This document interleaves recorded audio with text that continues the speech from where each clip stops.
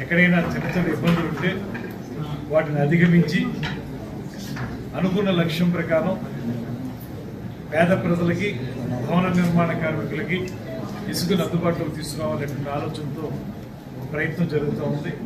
దాన్ని సమర్థవంతంగా ముందుకు తీసుకెళ్ళడానికి అవసరమైనటువంటి కార్యాచరణ పథకాన్ని తయారు చేయడానికి పెద్దలు ఎక్సైజ్ అండ్ మైన్స్ మినిస్టర్ గారు అయినటువంటి కొల్లు రవీంద్ర గారు ఈరోజు తూర్పుగోదావరి జిల్లాకి రావడం జరిగింది. ప్రధానంగా ఎక్కడా కూడా అవాంఛనీయమైనటువంటి విధానాలకు వెళ్ళకూడదని, రేటు పెరగకూడదని, ఏదైతే ఉచిత ఇసుక అనేటువంటి మాట చెప్పామో అది ట్రూ స్పిరిట్లో ఉచితంగానే ఉండాలనేటువంటి ఆలోచనతోటి ముఖ్యమంత్రి గారు కానీ ఉప ముఖ్యమంత్రి గారు కానీ దీని మీద ప్రత్యేకమైన శ్రద్ధ పెట్టారు.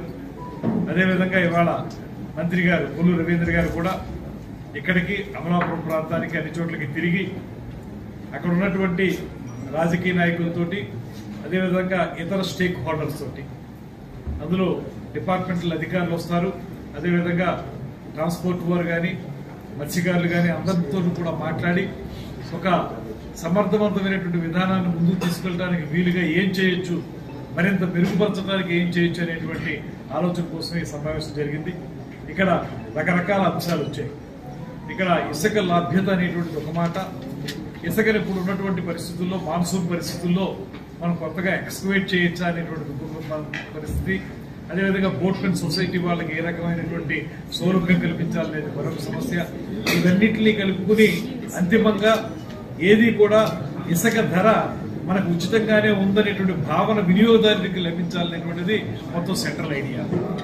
ఇది ఉచితం అన్నారు కానీ ఇంకా మాకు రేట్లు ఎక్కువ పడుతున్నాయనేటువంటి భావన రాకుండా ఉచితాన్ని నిజమైనటువంటి ఉచితమైనటువంటి ఇసుకగా మాత్రమే ఇవ్వటానికి, ఆ రకమైనటువంటి అనుభూతి వినియోగదారునికి కలగడానికి ఏ రకంగా మనం జాగ్రత్తలు తీసుకోవాలనేటువంటి దాని మీద సుదీర్ఘంగా ఇప్పుడు చర్చ జరిగింది.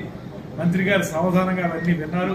వాటి మీద సంపూర్ణమైనటువంటి అవగాహన ఉన్న మంత్రి గారు ఒక కార్యాచరణ కార్యక్రమాన్ని ఏర్పాటు చేసుకోవడానికి రాబోయే రోజుల్లో ఎంత సమర్థవంతంగా దీన్ని ముందుకు తీసుకెళ్లాలనేటువంటి దాన్ని ముఖ్యమంత్రి గారితో మళ్ళీ మాట్లాడి దీన్ని ఎఫెక్టివ్ గా తీసుకెళ్ళడానికి ఇప్పటికే జిల్లాలో అధికార యంత్రాంగం కూడా సమర్థవంతంగా దీన్ని ముందుకు తీసుకెళ్తా ఉన్నారు.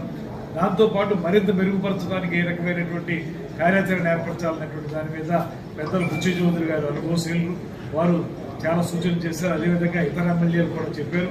అందరం కలిసి దీన్ని ఉచిత ఇసుకని పేద ప్రజలకు అందించారు.